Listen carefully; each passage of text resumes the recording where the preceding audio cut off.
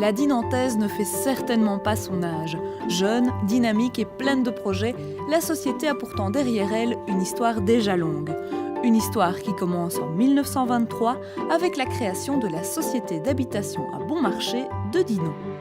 Cette société a pour mission de construire essentiellement des logements destinés aux ouvriers des usines qui étaient installés à Dinan. Il y en avait une filature à Leffe, une filature à Bouvignes, une bonneterie à Anserem.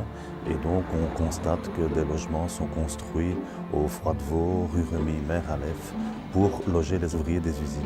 Nous restons propriétaires de 2 maisons là au Froidevaux et donc ces maisons ont par la suite été vendues soit à leurs occupants, soit à d'autres personnes. D'un point de vue architectural, la société reste dans les standards de l'époque. C'est des habitations type ouvrière. Au nord, on appelle ça les corons. Donc c'est un peu ce type de maison. C'est une époque où on essaie de construire le maximum de logements à un endroit. Donc c'est clair qu'on va, et ça on le découvre dans pas mal de sociétés de logement, c'est l'époque des tours. Et à Dinan, ça se caractérise par la construction des 2 immeubles chaussés d'Ivoire à Leffe, le bâtiment au coin du jeu de balle à Bouvignes, et au début des années 70 par la construction de cette tour en plein milieu des campagnes qu'on appelle nous la tour infernale parce qu'au niveau urbanistique c'est pas une réussite, on ne ferait plus ça maintenant, mais qui permet de loger 42 familles. C'est l'époque des projets pharaoniques. En quelques années, la société construit 110 logements à Herbuchen, 161 à Gemschen en face du centre hospitalier et 42 à Onhé. C'était des lotissements qui étaient un peu livrés eux-mêmes puisqu'il n'y avait pas de commerce. Il fallait un moyen de locomotion pour accéder au commerce du centre-ville, ce qui n'est plus le cas maintenant puisque tout cet axe Dinan-Ciney s'est développé de manière assez exceptionnelle en matière de commerce et de zoning commercial. Depuis, la Dinantaise a beaucoup travaillé, notamment à Gemschen, pour ouvrir la cité à une forme de mixité sociale.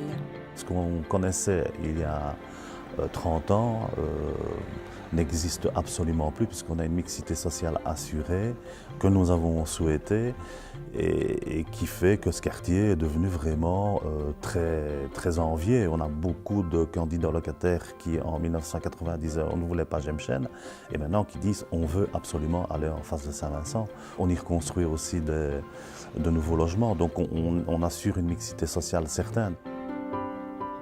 Fini d'installer les logements publics en périphérie des villes, on choisit désormais de les intégrer aux bâtis existants. Et dans ce contexte, la Dinantaise s'est particulièrement distinguée avec la rénovation urbaine de Bouvignes. On s'y a investi aussi bien financièrement qu'architecturalement puisque c'est un centre ancien protégé et il fallait que nos logements soient intégrés de manière harmonieuse aux bâtis existants. On a d'ailleurs décroché un prix européen dans le cadre de cette rénovation urbaine et on a été un peu l'élément moteur qui a fait que la commune, voire des privés, ont suivi et sont investis à Bouvignes. Le travail à Bouvignes s'est articulé en 2 axes. D'une part, la rénovation de bâtiments existants et d'autre part, la construction de nouveaux logements aux caractéristiques mûrement réfléchies. Ça intègre au niveau des gabarits, ça intègre aussi au niveau des matériaux. Donc plutôt que d'utiliser la pierre, qui était très coûteuse pour les programmes que nous avions à développer, nous avons utilisé les blocs de béton gris, des encadrements en pierre bleue, des toitures en ardoise. Tous ces éléments font en sorte que le bâtiment s'intègre dans la silhouette de Bouvignes. Plus de 30 ans après les premières esquisses, la rénovation du cœur de Bouvignes est désormais terminée. C'est une satisfaction bien sûr dans la mesure où je me rends compte que ce tissu urbain qui était laissé à l'abandon, petit à petit reprend vie. Et reprend vie non pas parce qu'on a décidé de façon arbitraire qu'on allait faire des animations, qu'on allait faire un musée, qu'on allait faire du tourisme. Non, c'est parce que cette cité est à nouveau vivante parce qu'on y a planté au total presque 60 logements, 30 logements rénovés, 30 logements neufs, ce qui est énorme dans une petite entité comme celle-là. Autre grande réussite, la rénovation de la filature de Leffe, une usine pour les ouvriers de laquelle la société avait construit des logements dans les années 20.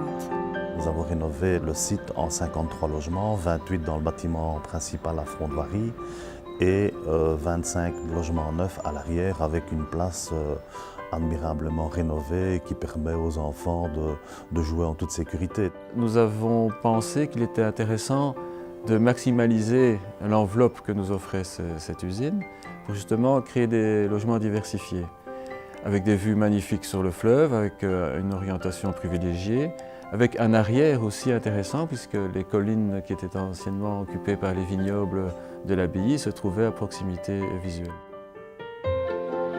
Depuis 2001, les communes sont tenues de déposer un programme d'action en matière de logement et en particulier de logement public. Les investissements dans les communes affiliées ont augmenté, notamment à Mété. C'est l'immeuble Palat, une ancienne imprimerie qu'on rénove en un ensemble de bureaux pour la commune et le CPS et 5 appartements à l'étage. Les anciens bureaux du CPS rénovés en 8 logements, un ancien café rénové en 4 logements. Mais là, on est vraiment intégré dans le bâti existant. C'est la même chose à Spontin, où on a le club de tennis de table au rez-de-chaussée et 5 logements à l'étage. À Durnal, où on a une crèche au rez-de-chaussée et 4 autres logements. Donc on est vraiment très attentif à l'intégration et à la mixité de fonctions qu'on retrouve un peu partout dans nos projets actuels dans les communes affiliées. Le logement public utilise aussi les méthodes les plus modernes de construction. C'est le cas à Pontorry, dans l'entité de Mété, avec la mise en place de logements en bois.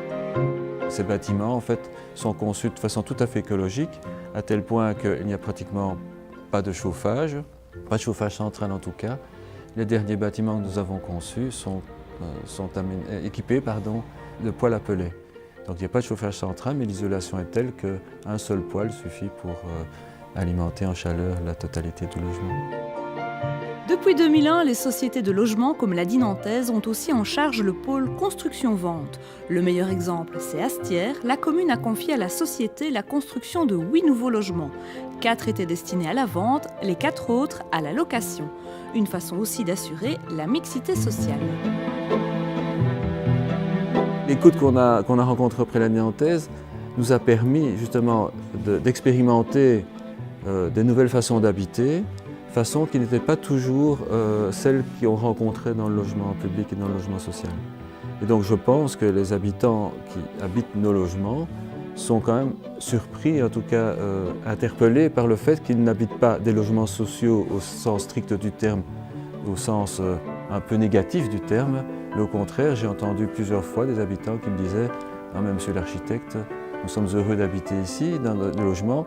Les gens nous envient d'habiter dans ce genre de logement et je pense que le rôle de l'architecte, c'est celui-là, c'est finalement de rendre la dignité aux habitants. »